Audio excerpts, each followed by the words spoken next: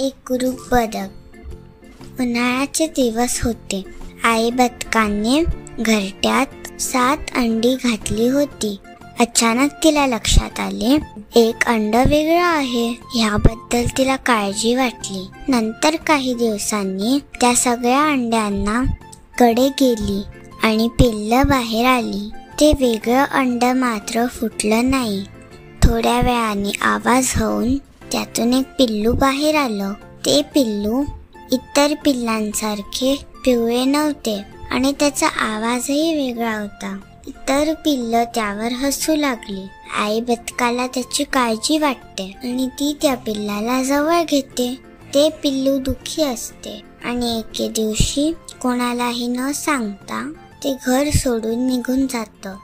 पोहत पोहत लांब निघून जातं. नदीकाठी त्याला त्याच्यासारखे दिसणारे काही पिल्लं दिसतात. तो फार खुश होतो आणि त्यांच्या जवळ जातो. ते बदक नसून हंस असतात आणि आपण बदक नसून हंस आहोत हे त्याच्या लक्षात येते. आई हंस त्या पिल्लाला जवळ घेते आणि माया करते. अशा प्रकारे ते सर्वजण एकत्र आनंदी राहतात.